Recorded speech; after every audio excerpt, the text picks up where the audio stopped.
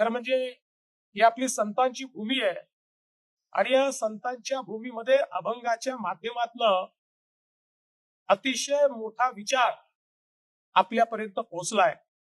आणि म्हणूनच मगाशी नामदास महाराजांनी जे सांगितलं की आमचा हा अभंगातला जो विचार आहे हा आमच्या पुढच्या पिढीपर्यंत पोहोचला पाहिजे आणि त्याकरता आपल्या शैक्षणिक व्यवस्थेत देखील तो या ठिकाणी आला पाहिजे.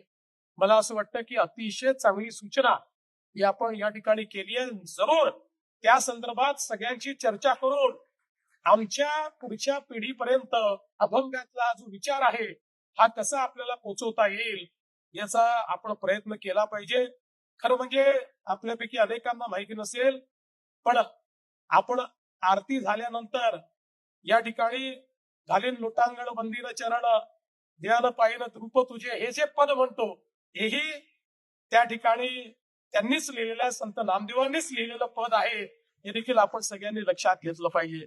आणि म्हणूनच खऱ्या अर्थानं समाजातल्या शेवटच्या व्यक्तीला देखील समाजाच्या मुख्य धारेमध्ये आणणारे आणि त्या ठिकाणी जनाबाईंनाही संतत्व ज्यांच्या सानिध्यामध्ये मिळालं अशा प्रकारचे संत श्रेष्ठ नामदेव